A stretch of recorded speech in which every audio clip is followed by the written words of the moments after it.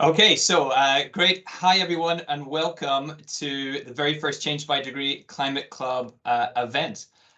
My name is Kieran O'Carroll, Director of Development at Change by Degrees, and I'll be your host for this webinar. And I have already learned one very important lesson about hosting webinars in teams, and that's that I have to admit everyone who comes along individually from the lobby. So please do bear with me as I admit about 100 people as they are turning up, which is absolutely fantastic. We know that collaboration between organizations is essential to solving the climate crisis. So the goal of our new Climate Club is to help create a space to facilitate cooperation and knowledge sharing on the topics that matter most to people and organizations. With the impacts of climate change accelerating rapidly across the world, today's topic is high on everyone's agenda, especially governments and companies. All over the world, there have been commitments made to net zero. Ireland is on a legally binding pathway to net zero, yet the term is often misunderstood and pops up in all sorts of different places and contexts. So what does net zero really mean for business, and how can companies turn their ambitions into real-world impacts? So I'm delighted to say that joining me to discuss net zero for business over the next 30 minutes are two fantastic sustainability experts. Dr. Tara Shine is co-CEO at Change by Degrees. She's advised world leaders, governments, and civil society organizations on climate change, environmental policy, and development assistance. Tara was formerly a climate negotiator at the UN and special advisor to Mary Robinson Foundation, Climate Justice, and an advisor to the Elders. Welcome, Tara. Thank you, Kieran. Morning, everyone. We're also very lucky to have with us Paul Monaghan, who is Sustainability Manager at Manic. Manic are a leading producer of materials, including cement, which, after water, is the most widely used substance on Earth. A very interesting fact I just learned from speaking to Paul. Paul has led the development of Manic's fantastic 2030 vision, its sustainability roadmap that it plans from today to the end of the decade. Paul is passionate about overcoming the decarbonisation challenge faced by construction and manufacturing industries. Welcome, Paul. Good morning. Hello, everybody. Just before we get started, I'd like to invite viewers to submit any questions they may have in the chat function, or feel free to get in contact with us at info@changebydegrees.com. So Tara, if I may, I'm going to start with you for the theory behind net zero before moving to Paul for the practicals of implementing it in business. So Tara, I've seen all sorts of net zero definitions and references. I've seen them from governments, from companies, in TV advertising. I've even seen net zero bacon in the shops recently. So what is net zero? Okay, so let's try and make it into everyday language. So it's the process of reducing greenhouse gas emissions to as close as zero and balancing them with removals of greenhouse gas emissions. So Kieran, I have a slide that shows this that might help people to understand. So if you look at this bath, the bath represents our atmosphere. And in through the tap are coming natural sources of carbon dioxide. And obviously, that fills up the bath. But coming straight down in the vertical there, that's human-caused carbon emissions from our activities, primarily from burning fossil fuels. And between the natural sources and our man-made sources, our atmosphere is filling up to overflowing with carbon dioxide. And you can see that down the bottom, there's just one small blue drain, which is the oceans and the land absorbing carbon dioxide. That's the only way we can remove carbon dioxide from the atmosphere. We will in future have the red line, which are man-made ways of removing carbon dioxide, things like carbon capture and storage, but we haven't got any of those at scale yet, and many of them are still untested. So the only way to get this balance, which is in net zero, between the carbon going into the bath and the carbon coming out, is to reduce that vertical line, which is the human-caused emissions. So we have to get that line down to zero, down to a bare drip or less. And we really need to look after our natural system so that it can play this really important role in absorbing carbon dioxide and holding it safely for us. So that's what it is, Kieran. Yeah, fantastic. And I hear a lot of net zero been linked to the Paris Agreement. They seem to go hand in hand, but I don't really kind of understand the link exactly. Could you explain it for us? Yeah, sure. So it doesn't actually, the words net zero don't appear in the Paris Agreement. The Paris Agreement is an international, legally binding agreement between over 190 countries of the world, so almost every country in the world, and we adopted that in 2015. And what it says in its objective is that this agreement is aiming to hold global temperature rise to well below 2 degrees, ideally closer to 1.5 degrees above what the average global temperature was back in the late 1800s when we started burning oil and gas. So it might not sound a lot, 1.5 or 2 degrees, but even think of your kids when they're sick and how even small increases in temperature makes you feel unwell. And the only way to make the goals of the agreement possible, and in particular to achieve the safer goal of 1.5 degrees of warming, is to reach net zero by the middle of this century. So we have to cut off the flow of carbon dioxide into the bath and maximize removals through natural systems and some man-made systems by 2050 at the latest to be able to get to this safer goal of 1.5.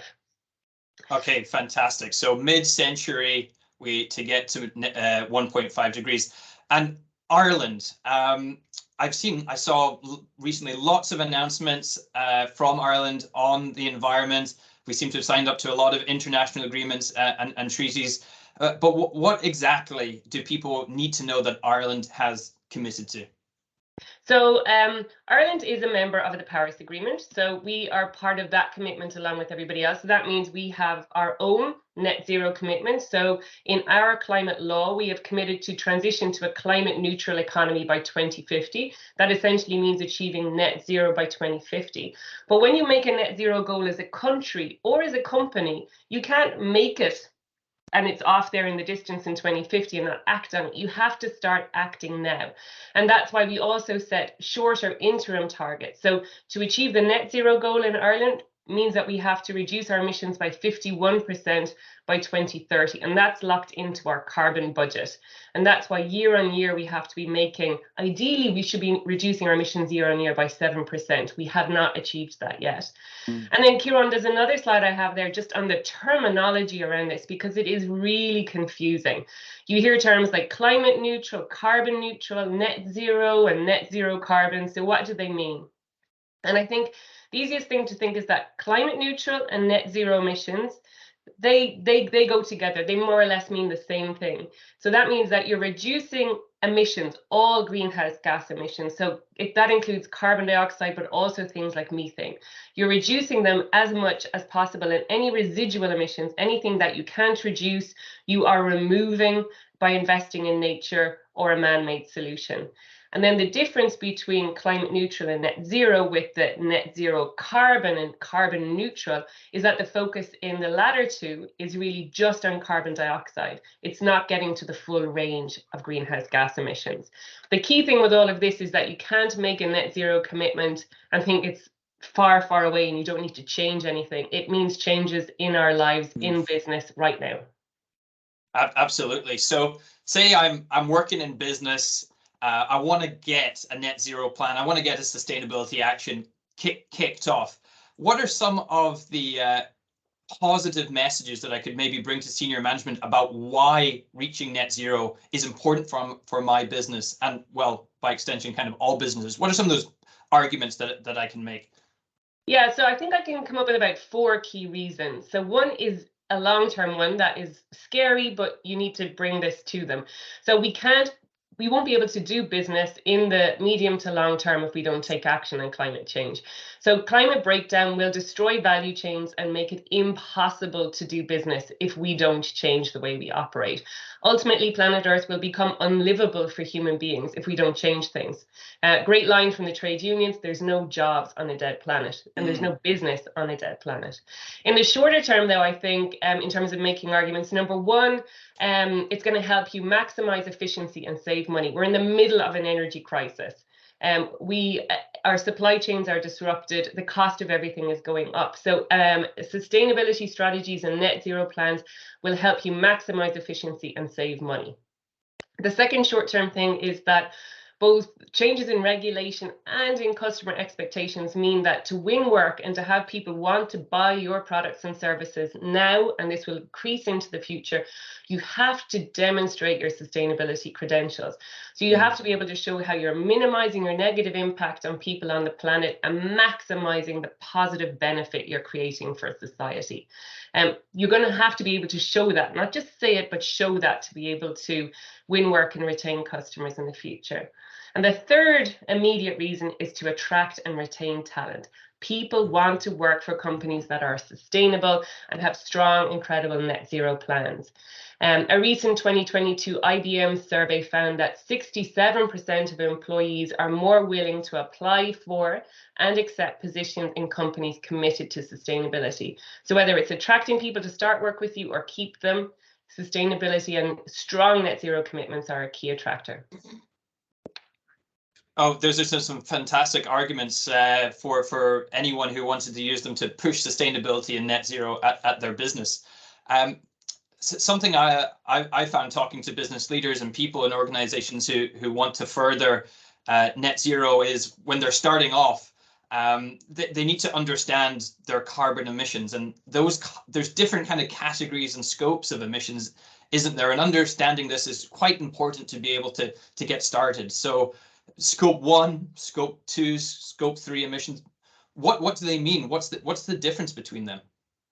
Yeah, thanks, Kieran. We have another slide, I think, to try and help people kind of visualize this while I just talk you through it. So yeah, I sometimes think that one of the greatest impediments to climate action is all the jargon that we, the climate and environment people, keep hiding behind. Yeah. So to make it clear, scope 1 is the fuel that you use directly in your company and in your company vehicles. Okay, so it's any of that fuel that you use directly. So you have receipts for that. You know what it is. You buy it every year. It's in your accounts. Likewise, scope 2 is not so hard to get your head around. It's your purchased electricity. So that's in your utility bills. Okay, so it's easy to get access to the information that you need to really understand what your scope 1 and scope 2 emissions are. So most companies are able to do that without too much trouble. For some companies, that's even possible using an online calculator. What's trickier is scope 3. So scope 3 is looking at beyond your buildings and your core operations along your value chain. What is your impact and how are you contributing to carbon emissions? So it's everything that you procure, everything you buy, every good and service that you buy, that counts. All of your business travel counts. Your employees commuting or home working now, that counts in scope 3. Waste disposal, the use of products that you sell. So I sell someone a computer, how they use that computer, the energy involved in using that computer, how they dispose of that computer or have it recycled, all of that is part of the emissions that you're responsible for. Your transportation and distribution, so how things come into your warehouse or your office building and how they leave, that's relevant. So too are your investments. So any money that you have invested, what's it's invested in, is it ethically and responsibly invested? And then anything you lease. So what this shows is that it's not just the actions that you take within your buildings that are important, but it's how you spend your money, and it's right along your value chain. So you have to pass on the questions around sustainability and carbon to all your suppliers, to your employees as well, so that everybody can start to change behaviors to bring down the overall emissions, scope 1, 2, and 3 for a company. Fantastic. I think it's really interesting now in the move to home working that your home working emissions also count towards your business's emissions targets as well. Just before we transition across to Paul, briefly, we hear a lot about carbon offsetting. Are they good? Are they bad? Should companies be doing them? What are carbon offsets and why are they coming under more and more scrutiny? Thanks, Kieran. Yeah, so a carbon offset is where a business or an individual pays someone else to reduce emissions or remove emissions, and that they do it for a certain quantity of greenhouse gases. So you purchase a certain amount of action somewhere else. So you might be paying to have trees planted in Malawi or a wind farm built in Kazakhstan. What's important is that a carbon offset should only be used for emissions you're not able to reduce right now. So if the technology isn't available to help you reduce your emissions to something, or you're not able to take all business travel out of your operations, then offsets have a role to play. But what doesn't work and what risks greenwashing is where you buy offsets, you seek to buy your way out of the problem rather than reducing emissions at home. You also have to look at the quality of the offsets that are out there. So if you're doing voluntary offsets, look for things like gold standard that tells you things are up to scratch, because the offset has to be permanent. So if it's a tree plantation and it burns down, the carbon goes back into the atmosphere. They have to be additional. It has to be for an action that wouldn't have happened if you hadn't paid the money anyway. So if that wind farm was going to get built anyway, it doesn't count. And we can't double count it. So we can't, if we offset a tree planting project in Brazil because we're counting that credit in Ireland, we can't count it again for Brazil, for example. So key thing, our offsets are only for what we're not able to reduce. Fantastic. Thank you so much, Tara. I'm delighted now to bring in our special guest, Paul Monaghan, Sustainability Manager at Manic, who has a wealth of sustainability knowledge in a hard-to-decarbonise industry. Change by Degrees recently supported Manic by conducting an expert review of their sustainability strategy. And we know that Manic aren't just talking the talk, they're walking the walk. So delighted to have Paul here. Paul, Manic, hard-to-decarbonise industry. Why did you choose to set and act on a net zero target? Thanks, Kieran, and thanks for having me. I suppose the two main reasons is that it's the right thing to do, the right thing for business to do, to be a force for good, and also I suppose it really aligns with the industry standard. So if you look at industry bodies like SEM Bureau that we mentioned in our sustainability strategy, is those type of organizations also have net zero strategies out to 2050. And the good thing for business or a company like Manic is it gives us a degree of certainty in terms that we are, following the right, plan, and we're on the right trajectory. And maybe just briefly saying too as well, harking back to what Tara was saying, is it's business critical. It's business critical for all businesses. We have to play our part. It's the right thing to do. And to be relevant and viable and vibrant in the future, we have to do this, and we have to do it together. Absolutely. It's moved from something that used to be seen as maybe something on the side, and now it's business critical, central to all businesses' operations. Absolutely agree. You've already made progress towards your net zero goal. For example, you've achieved a 30% reduction of fossil fuel use already. What were the kind of first initial steps that helps you to achieve this that you've taken? Yeah, so first of all, it's helpful to kind of have a plan in place. I suppose the principal way that the industry that I'm involved in, the cement and builder products industry is involved in, is the alternative or the use of alternative fuels to displace fossil fuels. And so I suppose what's happened over the last several years is we have gradually increased the amount of alternative fuels that we've used, and that's allowed us, I suppose, to start on the journey to help decarbonise the business. Fantastic. And of course, starting off, there's always challenges to overcome, especially with business transformation on a scale this significant. What were some of those initial challenges that you needed or have been overcoming on your net zero journey? Yeah, so I suppose it's maybe it is, or maybe it's not a surprise to the audience in terms of the industry that I work in. Is we are in a very carbon and energy intensive business. I suppose to coin a phrase, I suppose the hard to abate. So it has its own challenges in terms of how to decarbonize that. So how to reduce those, particularly those scope 1 and 2 emissions that Tara mentioned.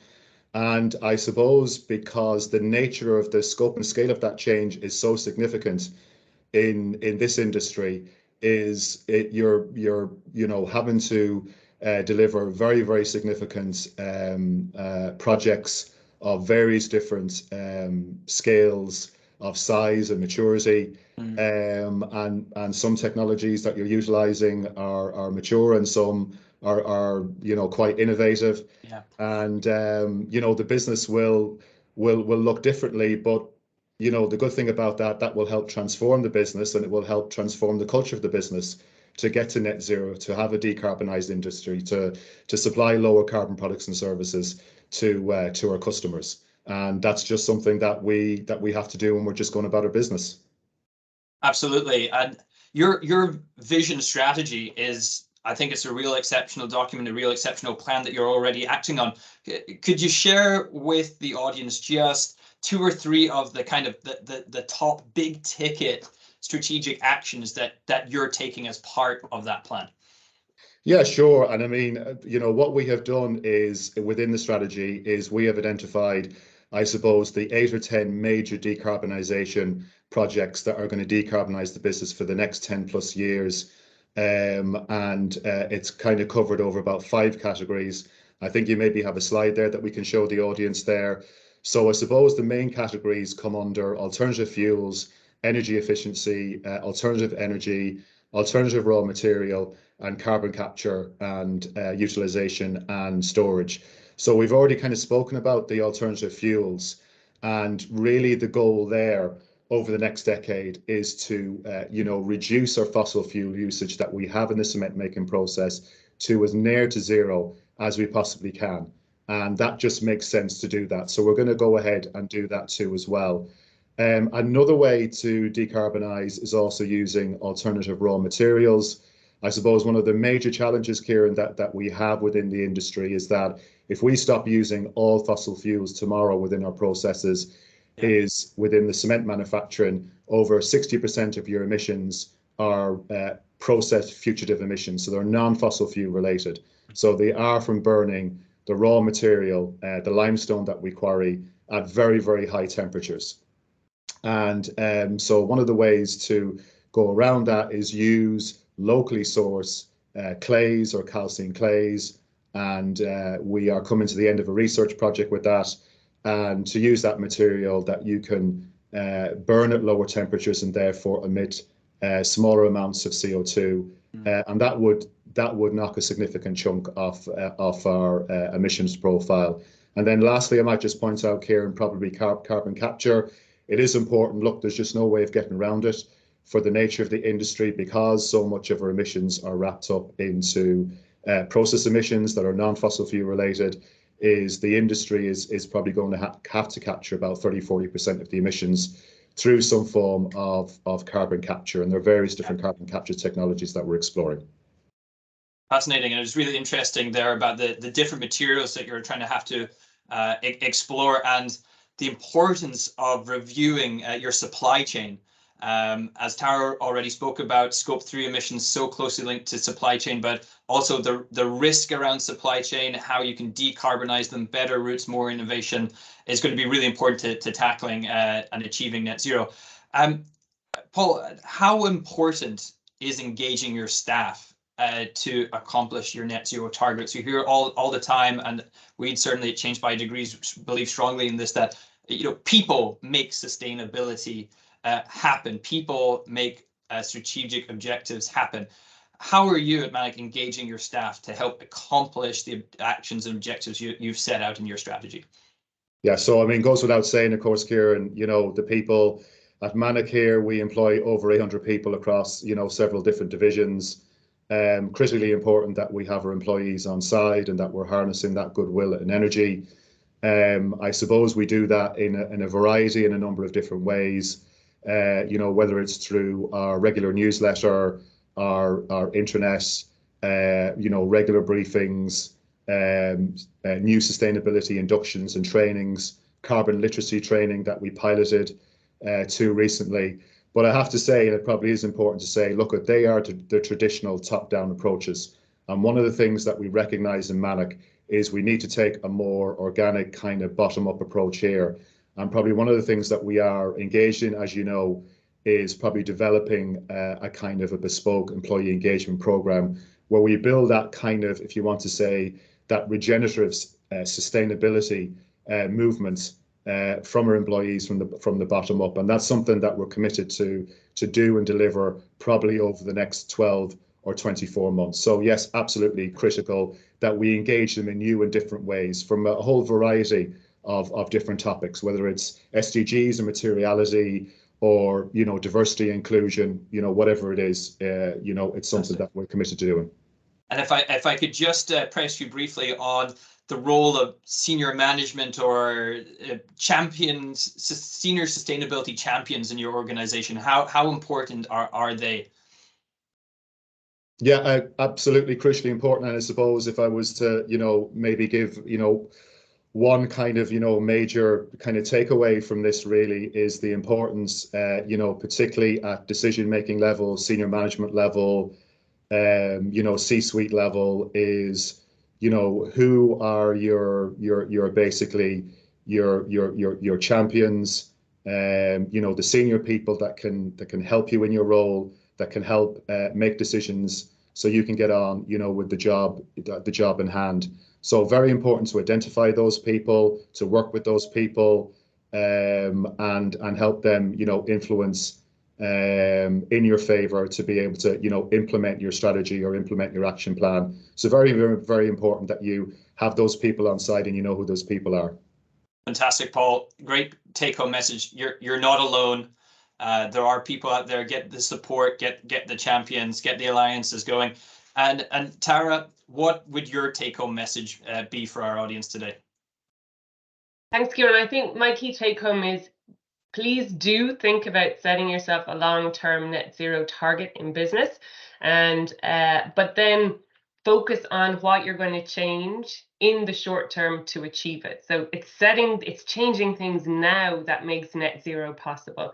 And remember, net zero is in our own best interest. Net zero makes the planet livable for human beings. Fantastic. Well, thank you very much to Paul and Tara for their excellent insights today. We'll be sharing a recording of this webcast to everyone who registered, so please look out for that arriving in your inbox. Very importantly, we want to hear from you. What future topics would you like to see as part of the Climate Club? Is it regulation? Is it about empowering your employees? Is it about an overall ESG sustainability strategy? We'll have the topics that you want to hear. If you have great examples of people doing this, we want to hear about that too and be able to feature them. So please do let us know. Email info@changebydegrees.com. If you want to make sure that you receive invitations for future Climate Club events, make sure that you're signed up to us. Have a look at the email we'll send around later. There'll be a sign up button as well, and we'll make sure if you click that you will be on our list. So we hope to see you soon at the next Climate Club event. We're going to plan one for the end of October, so do look out in your emails for an invitation to that. And thank you very much to Tara and Paul, and we hope to see you all again very soon. Thank you. Great. Thanks very much. Have a good day. Jay, thanks for joining. Cheers.